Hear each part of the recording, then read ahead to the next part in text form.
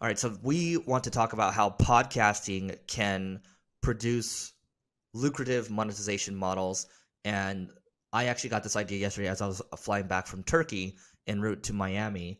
And I was listening to a podcast, and this one guy was just talking about the different monetization models. And, first of all, for this podcast, the way we want to start this one is talk about the typical monetization models that you might know about.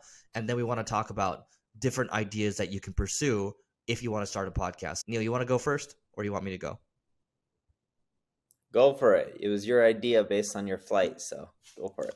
Obviously, the most common monetization models for podcasts are ads. So, for example, on this podcast, we have DreamHost, and we've tested with Shopify.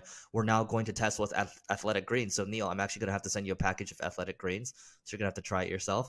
And so the point is, that's a very common way of monetizing. But you can also, what else is common? You can promote your own products. You can promote your own services. And at some point, when we do our longer reaction videos, Neil, I actually didn't tell you this, but I'm going to have you record a 30-second video promoting your products or your services. So it could be MP Digital. And I might record a 30-second ad promoting my stuff. That way we can put them into longer episodes. So you can promote your own products and services. I tend to believe that's more lucrative because you have better margins and you have more control most of the time over your products and your services. So I think that's another layer that you can go down. But those are common ways of doing it. And here's another common way before we flip over into more lucrative ways. You can also, we tried this in the past. It didn't work well for us, if I'm being honest, but selling subscriptions for the podcast. So $5 a month, $10 a month or whatever, and you can get premium content. I tend to believe that we've talked about this before, but if you're going to do content, you should give the vast majority of it away for free because you're just trying to build reach at the end of the day, and you're trying to build relationships at scale. And when you do these premium podcasts, you're withdrawing from the relationship bank account where you should probably just be continuing to deposit and then go for a bigger ask at the end. Neil, you have any thoughts on lucrative models, or I can go again?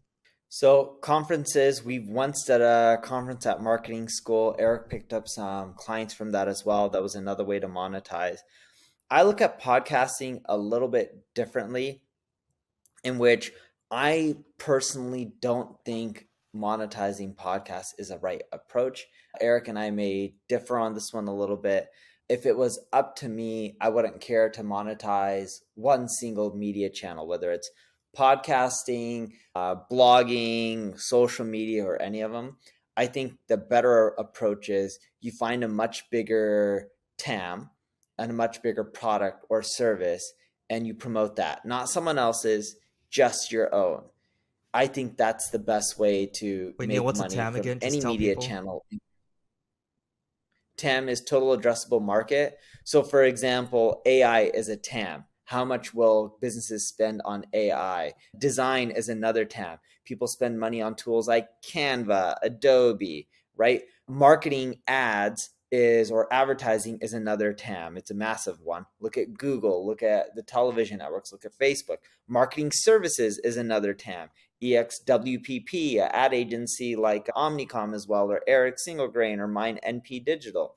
But the point is, the bigger the market, the easier it is to make money, because it's really hard to gather 50% of a $1 million market. But on the flip side, if you're in a $100 billion market, it's much easier to conquer and penetrate maybe 0.1%, and you'll make way more money than if you go after $1 million market and you try to dominate 50% of it. It's really hard to be the leader in any market, but what's easier is to go after a really big market and just take a really small fraction.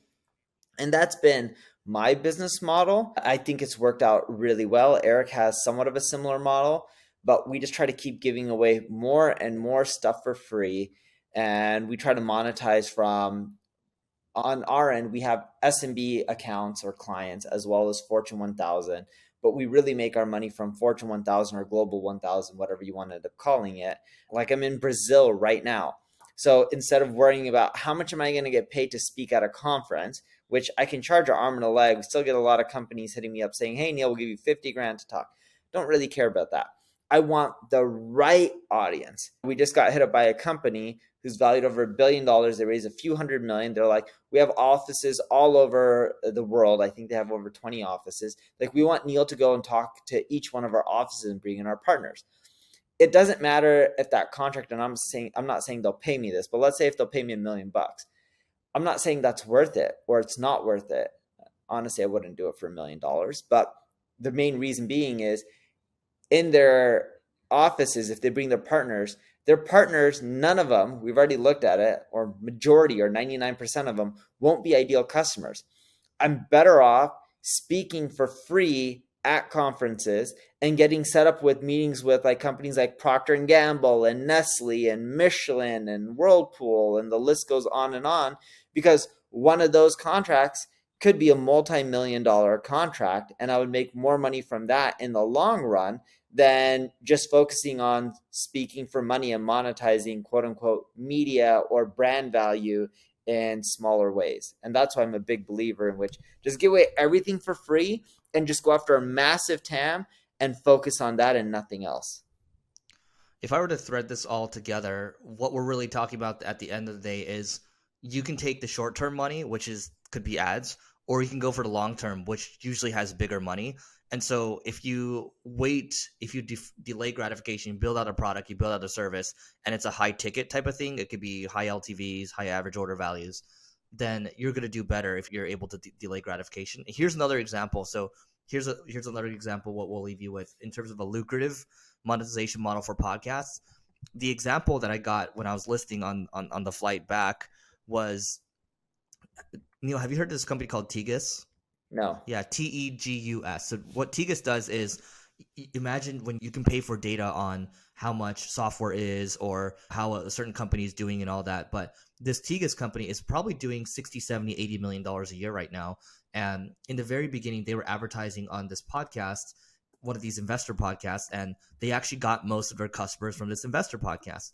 And I believe the podcast is called Invest Like the Best, from Patrick O'Shaughnessy. Funny enough, I'm actually going to his conference, Capital Camp, in a couple of weeks. That's a separate thing. But key thing here is he saw that this business that was very research heavy, that was really targeted towards high net worth individuals, more so investors, and they would pay $10,000 to $20,000 a year for these Tegus contracts. He's, you know what? The ad stuff is great, but I want a piece of your company. And so I believe that if you have a significant podcast, and it doesn't even need to be that big, but if you have strong mind share for a really high net worth audience, then you can actually take some equity inside of the company if you believe it's doing really well. And so you can do, instead of saying, hey, I'm going to run ads, say, I'm going to take some equity in your company. By the way, if you got a really cool company and it's growing really quickly, send Neil and I your numbers. Maybe we'll do some ads for equity. Yeah, that's what we'll call it.